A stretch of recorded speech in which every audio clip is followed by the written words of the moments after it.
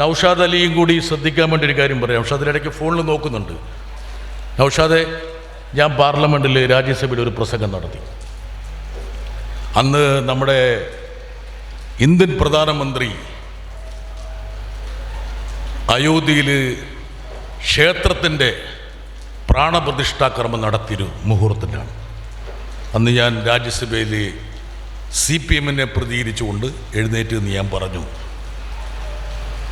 പ്രധാനമന്ത്രിയുടെ ജോലി എന്ന് പറയുന്നത് ഒരമ്പലത്തിൻ്റെ പ്രാണപ്രതിഷ്ഠ നടത്തലല്ല, ദൈവങ്ങൾക്ക് പ്രാണൻ കൊടുക്കലല്ല പ്രധാനമന്ത്രിയുടെ ഉത്തരവാദിത്വം.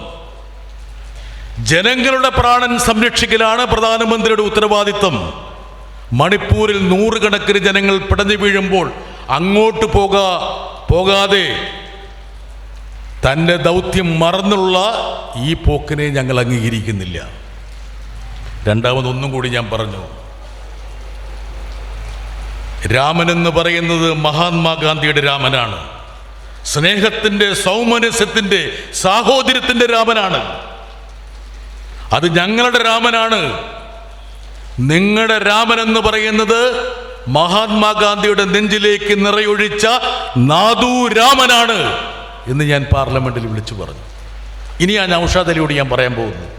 ഞാൻ ഈ പ്രസംഗം ഇരുന്ന് കഴിഞ്ഞപ്പോൾ നൗഷാദ് അലി, കോൺഗ്രസിലെ 2 പ്രധാനപ്പെട്ട നേതാക്കന്മാർ എന്നെ അടുത്തേക്ക് വിളിച്ചിട്ട് പറഞ്ഞു, ബ്രിട്ടാസേ, നല്ല കാലമല്ല ഇത്,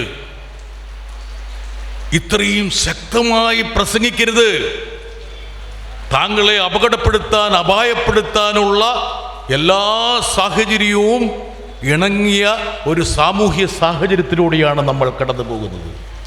അതുകൊണ്ട് അല്പം മയത്തിൽ പറയണം, അല്ലെങ്കിൽ ചില കാര്യങ്ങളിൽ നിശബ്ദത പാലിക്കണമെന്ന് എനിക്കും കൂടി വളരെ വേണ്ടപ്പെട്ട നൗഷാദിൻ്റെ പാർട്ടിയിലെ 2 നേതാക്കൾ പറഞ്ഞു. അപ്പം ഞാൻ പറഞ്ഞു, ഞാൻ കേരളത്തിൽ നിന്നാണ് വരുന്നത്. ഞാനെന്നുള്ള ഒരു പൊതുപ്രവർത്തകൻ കേരളത്തിൻ്റെ സാഹോദര്യം നൽകിയ ഒരു ഉൽപ്പന്നമാണ്. എനിക്ക് തിരിച്ച് എൻ്റെ സമൂഹത്തിനോട് പ്രതിക്രിയ ചെയ്യേണ്ട ഒരു ഉത്തരവാദിത്വമുണ്ട്.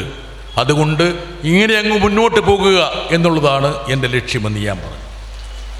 പിന്നീട് 2024 തെരഞ്ഞെടുപ്പ് കഴിഞ്ഞപ്പോൾ BJP-യുടെ അംഗസംഖ്യ കുറച്ച് കുറഞ്ഞപ്പോൾ നൗഷാദ് അലിയുടെ പാർട്ടിയിലൂടെ പല നേതാക്കന്മാരും ഞാൻ പറഞ്ഞതിൻ്റെ അതേ രൂപത്തിൽ അവിടെ പ്രസംഗിച്ചു തുടങ്ങി.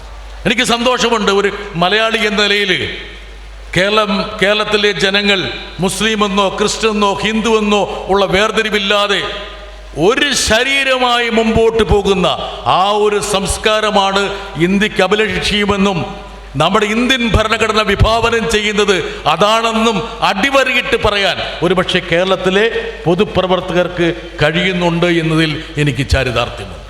അതിൽ എല്ലാ രാഷ്ട്രീയ പാർട്ടികളും, കേരളത്തിലെ രാഷ്ട്രീയ പാർട്ടികൾ അക്കാര്യത്തിലെടുക്കുന്ന ഒരു മാതൃകാപരമായിട്ടുള്ള സമീപനത്തെ ഞാൻ ശ്ലാഘിക്കാറുണ്ട്. അതുപോലെ ശ്രീ ജോൺ ബ്രിട്ടാസ് MP-യെ സംബന്ധിച്ചിടത്തോളം അദ്ദേഹം വളരെ ഉജ്ജ്വലനായ, ആർക്കും അസൂയ തോന്നിപ്പിക്കുന്ന ഒരു വ്യക്തിത്വത്തിനുടമയാണ്. അദ്ദേഹം മാധ്യമപ്രവർത്തന രംഗത്ത് വലിയ വിജയമാണ്. അദ്ദേഹം സാമൂഹ്യ പ്രവർത്തന മേഖലയിൽ രാഷ്ട്രീയത്തിൻ്റെ കർട്ടന് പിറകിലുള്ള അതിൻ്റെ വലിയ നീക്കുപോക്കുകളിലൊക്കെ അതിപ്രഗത്ഭനായ, നമുക്കൊക്കെ വലിയ ആദരവുള്ള ആളാണ്.